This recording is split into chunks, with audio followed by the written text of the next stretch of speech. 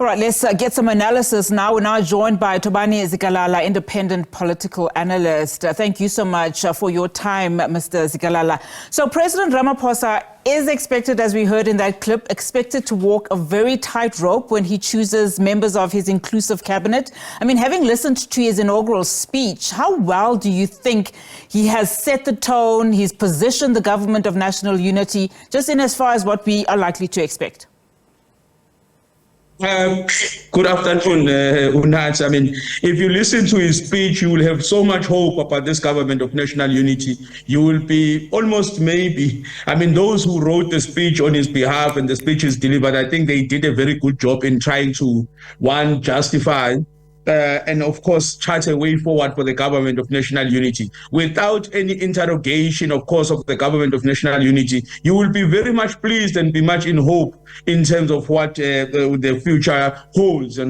But of course, if you go through deeper in terms of the government of national unity itself, how it is constructed, then some things start to fall apart. I mean, the recent position, of course, articulated by the DA and of course reflected in the statement of intent of the government of national unity, I don't think it bodes very well for the other so-called smaller political parties which have been invited to participate in this government of national unity. It seems that everyone else is just they're accompanying the DA and the ANC in governing this country, and of course maybe because of the hoo-ha and the criticism of the DA-ANC coalition before the announcement of the government of national unity by the ANC, it maybe made sense for the ANC to try and open doors for everyone. But if you look at the text of the agreement between the ANC and the DA, it clearly just says that the people who are in charge of the coalition is the DA and the ANC, and everyone else comes at the invite of these two political parties. So this idea of a multi-party government, I mean, only exists, I mean, in speeches, but in true sense of the word, the two parties that hold power, and of course, maybe because they are the majority in that government of national unity, are the two political parties. Okay, so the inauguration is now done and dusted. So, of course, the biggest task now is the formation of that cabinet. In terms of the timelines, how soon can we expect his cabinet to then be formed? And do you see him giving away key ministries, to the other political parties, like, as you say, especially the DA? I mean, the date I think we've been given, or maybe a predicted date, is the 31st of June in terms of when the government will be announced. I mean, he has a bit of that leeway because everything almost happens at his prerogative. Of course, he can't wait forever, but he is in a position to be able to apply his mind, consult, as the statement of intent says, that he must consult the leaders of the different political parties that have signed the statement of intent. I mean, if you look at what the Helen Zille, the FedEx chairperson of the DA, has been saying, and of course the articulations by some other leaders of the DA, you see that the DA may be in one way or another play a role in the presidency, either as a minister of presidency or as a minister in the presidency or as a deputy president. It seems that they favor more the position of a minister in the presidency because maybe it occupies and gives much more executive powers. But of course, the nature of the agreement seems to suggest that both DA and ANC may share the bulk of the government and of the strategic government departments. Of course, many will argue that there is no department that is bigger than the other, but we all know that there are government departments that are almost core of what the business of government is. And of course, you will see that the other small political parties may occupy the outlier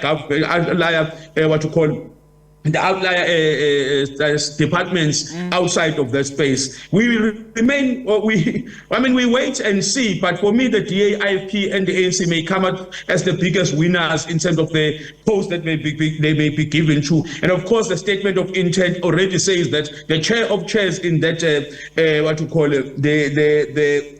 the provincial National Assembly will be given to the IFP. So as cabinet becomes reconfigured, I think the biggest winners are going to be DA. The DA almost holds a position that is almost like a veto power of this government of national unity. It almost means, it always seems as if there is no decision that can be passed without them. So even the idea of cabinet, if they disagree, I mean, if their leaders disagree with the configuration, it seems as if it may not pass, as much as it is a prerogative of the president to appoint anyone to his cabinet. And I want to talk about that because, I mean, there's so much already going on in as far as some of the clauses in, that statement of intent. I know that 19 and 24 being the most contended with in this point, given what Helen Zillan has been saying, as well as Fikile Mbalula. But how critical a position, just given what you've said, is this for the DA? Just given the fact that the party has said that it was important a decision for them to make, to leave the opposition benches and to become a part of the government. Of course, notwithstanding the concerns that the DA, and as also as you say, will want to assume a larger role in the 7th administration.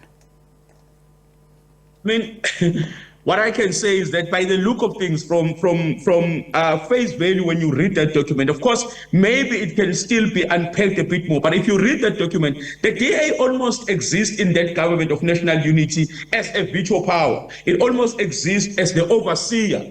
There's no policy decision that can pass if the DA does not participate, because you need general consensus. If they don't have general consensus, you need at least 60%. Who can give you 60%? It's the DA and the ANC. So if the DA and the ANC agree on a policy perspective, in a way of going forward, that decision passes. But if the DA in particular does not agree, that policy position does not go forward. So what you have here is the DA as an overseer, as a supervisor almost of the government of national unity, being the one that maybe keeps in check the power that the ANC carries. For me, it's a bit problematic. This is why even the idea of calling it a government of national unity, for me, is problematic. It must be called what it is. It is a coalition government. It's a coalition government of particular parties, in particular the DA and the ANC, at the invite of other smaller minority parties. Because also maybe it also tells you why maybe the DA in particular was very hell-bent of making sure that parties like the EFF and the MK are not parts of this government of national unity, because it would have dealt with the majority, with the support